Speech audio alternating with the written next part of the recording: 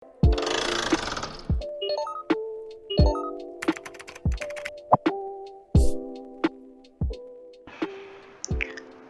datang di materi Unconstrained Optimization, lecture yang ketiga B, masih tentang indirect search ya. Jadi kita akan mempelajari metode Fletcher-Rives method ya. Metode ini merupakan metode conjugate dari metode gradient.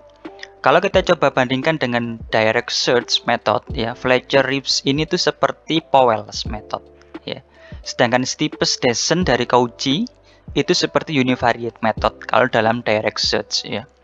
Jadi mestinya sekarang kita secara kuadrat akan lebih cepat gitu untuk mencapai stationary point dibandingkan steepest descent ini ya.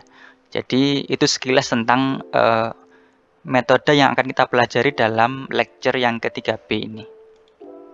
Nah, sekarang kita akan mempelajari konsep ya, bagaimana cara berpikirnya metode dari Fletcher-Rives ini ya. Rives ya. Untuk mencapai konvergen ya, steepest descent itu dapat diimprove ya dengan melakukan conjugate ya, seperti yang dilakukan oleh Powell. Jadi kita melakukan refleksi begitu ya. Jadi ada informasi dari search direction sebelumnya ya. Jadi dia adaptif, informasi dari direction yang sebelumnya itu menjadi informasi terhadap direction yang pada saat tertentu I gitu ya. Jadi ketika kita mencari I, maka I-1 menjadi informasi terhadap I. Itu yang menjadi pembeda ketika kita mempelajari Fletcher ini dibandingkan dengan steepest descent-nya Cauchy ya. Sekarang kita coba berbicara pengembangan konsepnya dulu. Bagaimana Fletcher ini berpikir conjugate terhadap gradient ya. Jadi misalkan kita ambil starting point x1 ya, sama. Kemudian kita mempunyai sebuah fungsi objektif tapi tidak dalam bentuk kuadratik. Sekarang kita membentuk dalam bentuk matriks ya. Kita di video pertama juga sudah mempelajari bagaimana membentuk dari kuadratik, fungsi kuadratik ke dalam bentuk matriks, pun dalam bentuk matriks ke dalam bentuk kuadratik. Sekarang kita berawal dari fungsi objektif dalam bentuk matriks ya. Setengah AX kuadrat ditambah BX ditambah C, itu ketika kita bentuknya skalar ya. Cuman kalau kita sekarang berbicara dalam bentuk matriks, kita harus mengenal juga istilah transpose seperti ini ya. Jadi susunannya bukan lagi A X transpose X, bukan, tapi X transpose AX. Kalau dalam skalar kita mengenal dengan setengah AX kuadrat begitu. Ini pun BX ya. Karena dalam bentuk istilah matriks kita ada beberapa constraint dalam hal dimensi sehingga terpenuhi syaratnya ya. Sehingga kita harus bentuk dalam bentuk seperti ini. Nah, Fletcher ini khusus untuk iterasi pertama itu sama persis dengan steepest descent-nya Cauchy. Khusus iterasi pertama. Jadi mestinya hasil iterasi pertama dari Cauchy dan Fletcher ini itu menghasilkan nilai yang sama. Ya. Baru nanti untuk S2 dan seterusnya itu berbeda. Nilai S-nya sudah berbeda. Ya. Kalau Cauchy dia S2 hanya berdasarkan nilai X2 ya, diletakkan ke dalam fungsi dari gradien itu. Sedangkan untuk Fletcher ini dia ada informasi dari X-1 ya. F-1 menjadi informasi terhadap penentuan S. Itu yang menyebabkan berbeda ya. Jadi di dalam S1 ya, kita mengenal di dalam steepest descent-nya Cauchy itu bahwa S1 itu adalah minus gradien F1 ya. Minus berarti descent ya. Kita ingin meminimalkan begitu. Ya, kita sudah pelajari di lecture yang ketiga A. Nah, sekarang kita coba kembangkan. Sesuatu yang nanti diberikan highlight merah itu menjadi concern ya, menjadi hal yang perlu diperhatikan. Ketika nanti teman-teman di sini melihat ada sebuah fungsi di dalam kotak merah, maka itu menjadi perhatian khusus ya. Di dalam search direction khusus iterasi pertama, itu nilainya adalah minus gradien F1. ya. Ini sudah jelaskan di lecture yang ketiga A pun dengan teorinya. Nah, sekarang kalau kita membentuk gradien yang berbentuk fungsi objektif itu matriks ya, maka kalau kita mencari gradiennya itu adalah AX plus B ya. Setengah AX kuadrat turunannya adalah AX ya. BX turunannya adalah B. Sehingga ini gradien ini itu adalah turunan dari fungsi objektif ini. Ya. Kalau dalam skalar setengah AX kuadrat plus BX plus C, maka turunannya adalah AX plus B pun dengan ini. Ya. Ya. Itu informasi yang pertama. Bedanya adalah gradien yang di dalam Cauchy itu tetap di dalam bentuk kuadratik. Sedangkan kita sekarang membentuk dalam bentuk matriks. Ya. Nah, untuk mencari nilai optimum X2 standar ya, ini baik Cauchy maupun Fletcher sama ya, kita temukan ini ya. Nah sekarang kita mulai berpikir dalam konsep begitu.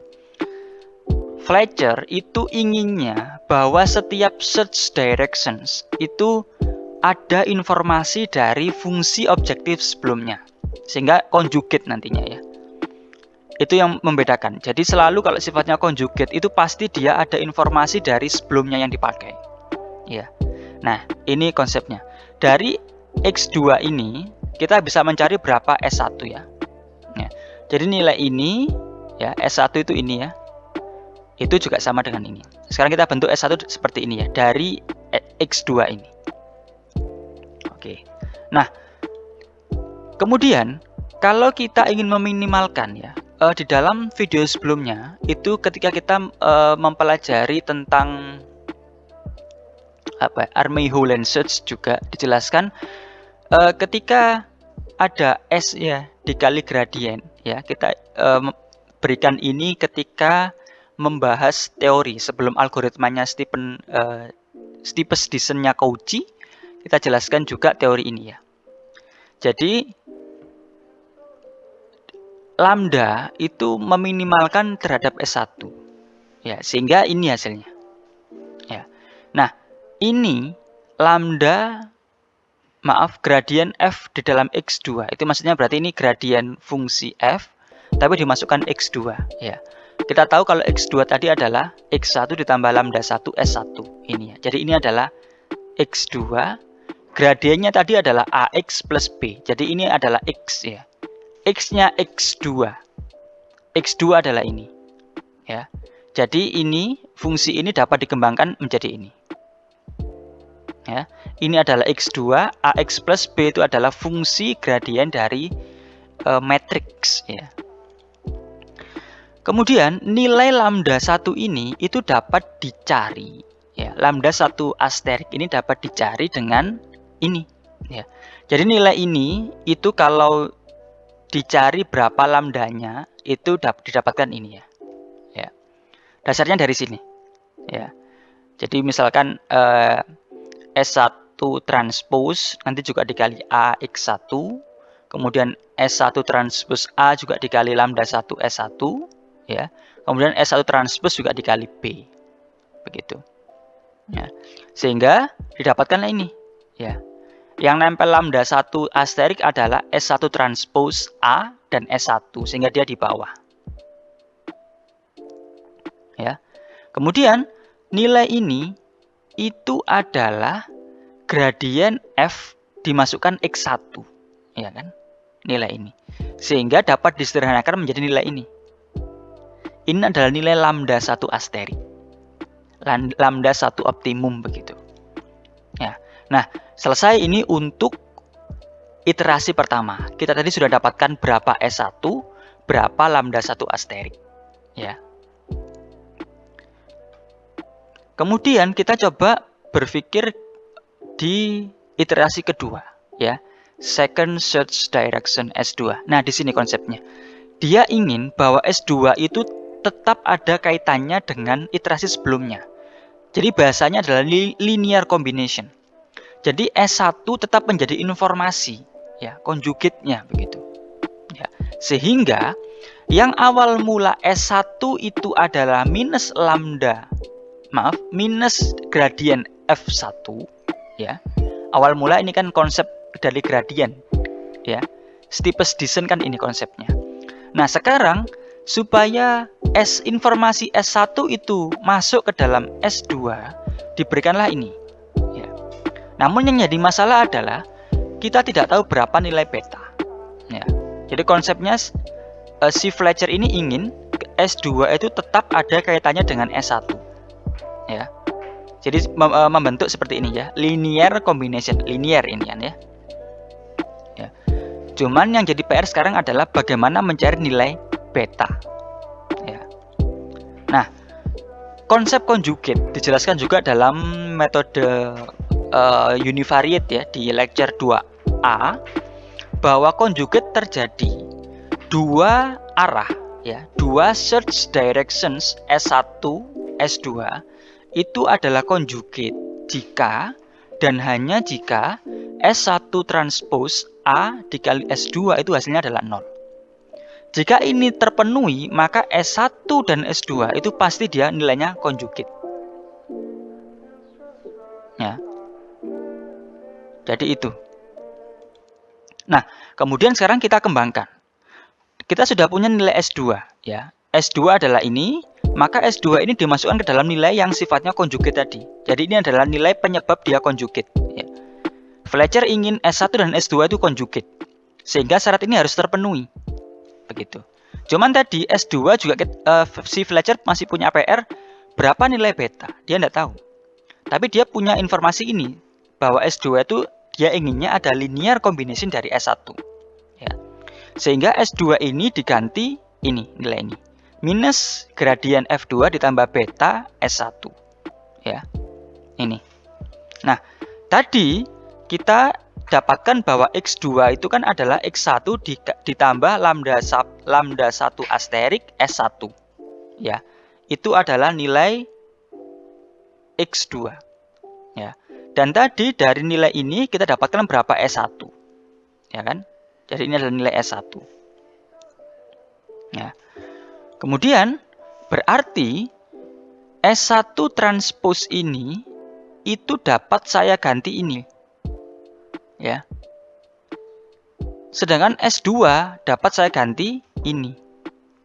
Sehingga nilai conjugate ini itu kalau saya expand ya, kita besarkan dari informasi S1 dan S2 tadi, didapatkan nilai ini. Ini hakikatnya adalah S1, ini hakikatnya adalah S2. Sehingga S1 transpose A dikali S2 sama dengan 0. Ya. Kemudian kita stop dulu di sana. Kita tetap tuliskan di sini, ini adalah beberapa informasi yang penting ya. Nilai gradien tadi itu kan AX plus B. Sehingga kalau saya mempunyai gradien F2 dikurangi gradien F1 itu saya tuliskan seperti ini ya. Sehingga nilai gradien F2 dikurangi gradien F1 itu hasilnya adalah ini. AX2 min X1. Ya. Sehingga nilai yang tadi ini adalah S1 transpose A S2 sebagai conjugate tadi ya. Itu dapat dituliskan ini. Ya. Jadi A-nya ke depan ya. X2 min X1 adalah ini. Sehingga A X2 min X1 dapat saya tuliskan langsung gradien F2 min gradien F1 transpose. Ya. Kemudian ingat bahwa syarat dari lambda optimum itu dia tidak boleh 0 ya. Jadi nilai lambda atau alfa yang sering kita kenal itu dia tidak mungkin nilainya adalah 0. Ya. Sehingga apa? Yang menyebabkan 0 itu apa? Ya selain lambda itu, sehingga yang atas ini dia nilainya adalah 0. Ya. Sehingga ini tetap ya dikurangi, jadi minusnya dikeluarkan, sehingga gradien F2 dikurangi beta 2 S1. Ya, kita mempunyai ini. Nah, kalau ini itu di dalam sebuah fungsi yang panjang ya, di expand itu berarti nanti gradien F2 transpose dikali gradien F2 ini ya. Kemudian gradien F1 transpose dikali gradien F2 ini. Kemudian gradien F2 transpose dikali minus beta 2 S1 ini ya. dan minus gradien F1 transpose dikali minus beta 2 S1 hasilnya adalah ini. Ya. Namun ingat ya, bahwa tadi konsep ini, ya sekarang kita pakai konsep yang kedua, bahwa S1 transpose gradien Fx2 itu sama dengan 0. Sehingga apa? Ini ya, gradien F1 itu kan hakikatnya adalah minus S1. Ya. Sehingga gradien F1 ini sama dengan minus S1. Karena dia transpose, saya tambahkan transpose. Dikali gradien F2. Itu memenuhi ini. Sehingga ini hasilnya adalah 0. Pun dengan ini. Karena dia ada F2 transpose dikali S1. Dia dibalik sama saja. Ya. Kalau pokoknya yang depan itu adalah yang ada transpose-nya begitu. Ya. Sehingga yang tersisa adalah yang depan dan yang paling belakang. Sehingga nilai beta 2 ini adalah ini. Ya. Jadi ini ke kanan minus per yang bawah ini. Ya, ini itu dari yang ini. Kemudian yang ini itu di bawah ada negatifnya. Ya. Namun ingat juga bahwa S1 di sini itu adalah minus gradien F1. Sehingga minus ya, di sini hasilnya adalah ketemu minusnya di sini sehingga positif. Yang tersisa adalah gradien F1. Ya. Jadi inilah nilai beta tadi yang dicari oleh Fletcher sehingga syarat linear combination dari S2 tetap mengikat S1 itu terpenuhi. Ya, terpenuhi. Nah, sekarang kita coba menghitung bagaimana dengan langkah ketiga, S ketiga. Nah, S ketiga juga Fletcher inginnya tetap ada hubungan dengan S1 dan S2. Ya. Jadi Fletchernya itu inginnya tetap ada kaitan ya, ada conjugate, dia terus conjugate begitu. Ya. Sehingga ini. Ya. Kalau S1 tadi kan ini ya, minus gradien F1. Kemudian S2 minus gradien F2, cuman tadi kita cari ada tambahan beta S1. Si Fletcher inginnya ada linear combination tentang S1. Kita tadi sudah menemukan berapa beta. Ya. Kita sudah temukan berapa beta. Sekarang kita konsep S3. Yang ini sama seperti S2, cuman dia pengennya ada informasi lagi delta 3 S1. Jadi PR-nya sekarang adalah bagaimana mencari beta 3 dan delta 3. Sehingga ini terpenuhi. Ya. Nah, sekarang ini kita bisa melakukan penyederhanaan ya. Sekarang PR-nya tadi berarti mencari, kalau tadi S2 PR-nya berarti mencari beta 2 ya, yang sudah kita cari tadi. Sekarang untuk mencari S3 kita harus dapat mencari beta 3 dan delta 3. Ya. Di mana S3 nanti dapat konjugatnya S1 dan S2. Ya. Nah, begini konsepnya. Kalau tadi ya, bahwa dia dikatakan konjugate itu jika S1 transpose ini ya, S1 transpose A S2 sama dengan 0. Ini terpenuhi jika ini akan terpenuhi jika S2 dan S1 itu adalah konjugate ya. Kalau ini terpenuhi maka S1 dan S2 itu adalah konjugate. Ya. Nah, di sini kalau nantinya kita hitung ya, yang jaraknya itu tidak berdekatan. Kalau ini kan berdekatan ya, 1 dan 2, 2 dan 3. Itu nanti hasilnya adalah 0, yang tidak berdekatan. Sehingga apa delta 3 nanti kalau kita cari hasilnya adalah 0. Ini adalah 0. Nah, informasi bagaimana jika S2 transpose A S3 itu sama seperti konsepnya yang ini. Sehingga didapatkan beta 3 itu adalah ini. Ya. Nah, kita ingat di video lecture yang ketiga A, ini tuh definisinya adalah magnitude. Sehingga hakikatnya B3 itu adalah magnitude F gradien F dx tertentu ya. Misalkan ini adalah 3 berarti 3 dibagi magnitude-nya nilai gradien ketika X sebelumnya. Ya, itu adalah definisi beta. Karena nantinya juga tetap kalau kita menghitung S4 yang merupakan linear combination dari S3, S2, dan S1 seperti ini, maka nilai delta 3 dan gamma 3 itu hasilnya adalah 0. Sehingga yang tersisa adalah beta 4. Beta 4 kembali ke definisi ini. Jadi beta 4 itu adalah magnitude-nya dari gradien di X saat itu dibagi magnitude-nya gradien di X sebelumnya. Sehingga solusi umumnya adalah ini. Nah, inilah yang menjadi dasar algoritmanya Fletcher. Ya. Sehingga kita masuk ke untuk mencari S. Nah, sehingga untuk mencari S ya, bedanya kalau kita di steepest descent-nya Cauchy itu hanya minus gradien Fi kan begitu. Sekarang ada tambahan linear combination. Ya. Di mana beta ini itu adalah ini. Sedangkan Si-1 kan sudah diketahui. Jadi ini maksudnya berarti arah sebelumnya. Kalau ini S2 ya. Makanya Fletcher ini rumus ini tuh baru berlaku di iterasi kedua. Untuk iterasi pertama antara Fletcher dan Cauchy itu sama. Baru untuk yang S2 itu berbeda.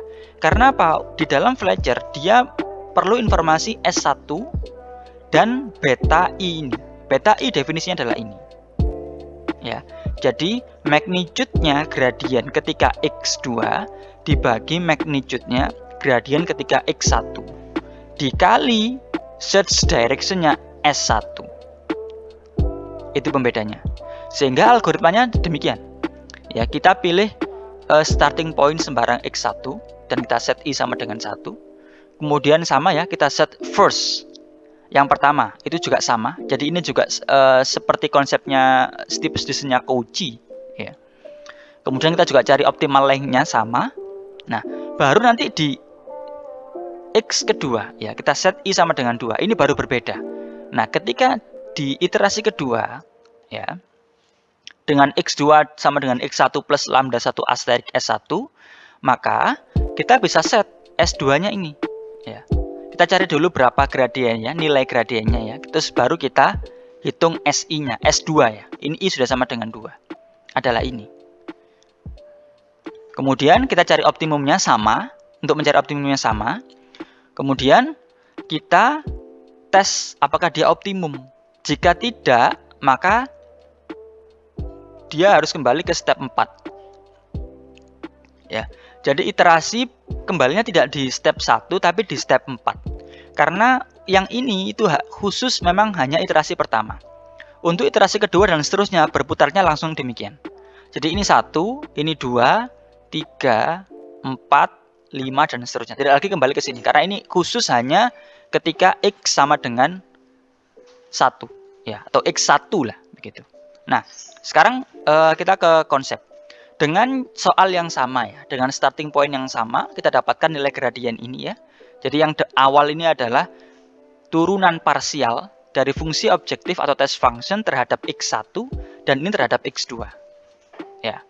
Nah, iterasi pertama, kita masukkan berapa X1, I-nya sama dengan 1 dan N sama dengan 2. Kita pilih berapa S1 ya, sama. Jadi intinya nanti hasilnya harusnya sama, memang. Iterasi pertama khusus antara Cauchy dan Fletcher. Ya. Ini nilai gradien F1, kita minuskan ya, jangan lupa ditambahkan minus. Kemudian kita cari berapa nilai optimumnya, sama. Dan kita cari nilai X2, adalah ini. Ya. Kemudian, iterasi kedua. Hakikatnya ini sudah iterasi kedua. Iterasi kedua itu maksudnya X kedua ya. Tapi sebenarnya dia masih step keempat. Ya. Kalau dalam susunan algoritma. Ya. Kita masukkan X2 adalah ini, I2-nya I sama dengan 2. Kemudian kita hitung berapa gradien Fi. Jadi maksudnya gradien Fx2 begitu. Ya. Dan set ini. Ya, kita hitung sekarang berarti gradien F2 itu adalah ini ya. Kemudian kita hitung magnitude ya. Magnitude itu adalah jumlah kuadrat dari elemen. Jadi ini kuadrat min 1 kuadrat ditambah min 1 kuadrat. Itu khusus untuk yang ini ya. Ya. Khusus yang ini. Sedangkan yang F1 tadi itu hasilnya adalah kalau kita hitung dia hasilnya juga 2. Ya. Hasilnya adalah 2. Begitu. Karena dia kan hasilnya kalau 0 0 0 0 berarti kan 1 dan min 1. Nah, itu kalau ini kuadrat ditambah ini kuadrat juga hasilnya juga 2 begitu. Ya. Karena gradien F1 itu berarti 1 min 1 kan tadi. Ya. Nah, S2-nya adalah ini. Ya. Minus gradien F2, berarti ini ya. Dimasukkan di sini. Plus, nah ini. Magnitude gradien F2. Ya. Ini maksudnya magnitude ya.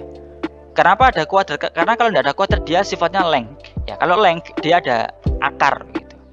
Akar jumlah kuadrat. Itu kalau tidak ada kuadratnya di sini. Tapi kalau ada kuadratnya berarti hanya jumlah kuadrat dari elemen gitu. Ya. Jadi ini adalah 2 dari sini ya. Dan ini 2 dari sini. Kemudian ini adalah informasi S1. Ya. S1 adalah ini. Sehingga ini didapatkan ini adalah S2. Ya. Kemudian kita cari berapa nilai optimumnya. Ya, sama untuk mencari nilai optimum. Ya. Jadi yang membedakan hanya S begitu. Ya. Kemudian kita dapatkan nilai, ini adalah X3. Ya, nilai X3 dan ini. Nah, ternyata nilai X3 itu sudah sesuai dengan stationary point atau optimum point-nya, min 1,1,5. Ya. Jadi hebatnya dengan Fletcher ini cukup satu iterasi algoritma ya. Hakikatnya dia sudah 2 kali. Cuman 1 kali iterasi algoritma 1 sampai 6 tadi sudah ketemu nilai optimum. Ya. Kalaupun nantinya kita tidak cek ya, di X3 yang tidak kita cek apakah dia optimum, nanti ketika kita menghitung X selanjutnya ya. Walaupun nanti itu kita tidak hitung ya, kita tidak tahu berapa poin optimumnya. Kalau nanti kita lanjutkan iterasinya, hasilnya adalah ini. Maka turunannya pasti dia sama dengan 0. Gradien F2 kuadrat adalah ini magnitude-nya. Dan yang 3 adalah ini. Sehingga S3 adalah 0. Nah, kalau S3 itu adalah 0, berarti maksudnya adalah tidak ada arah untuk mereduksi F. Sudah tidak bisa lagi bahwa fungsi objektif atau test function ini itu direduksi oleh search direction. Sehingga apa maksudnya berarti bahwa X3 ini sudah optimum. Ya. Dari sini sudah terlihat bahwa dia optimum, dari sini pun terlihat bahwa dia sudah optimum. Menurut definisi, ya. Jadi itu merupakan algoritma Fletcher ya. Fletcher method. Dia sifatnya conjugate, intinya adalah untuk setiap search directions mulai S sama dengan 2, itu ada linear combination dari S sebelumnya. Itu yang membedakan dengan metode steepest descent-nya Cauchy yang hanya melibatkan minus gradien begitu. Sekarang ada tambahan beta S ya. Betanya sudah didapatkan tadi, dihitung, dan S maksudnya adalah S-1, S sebelumnya ya. Jadi sekian untuk video kali ini. Terima kasih.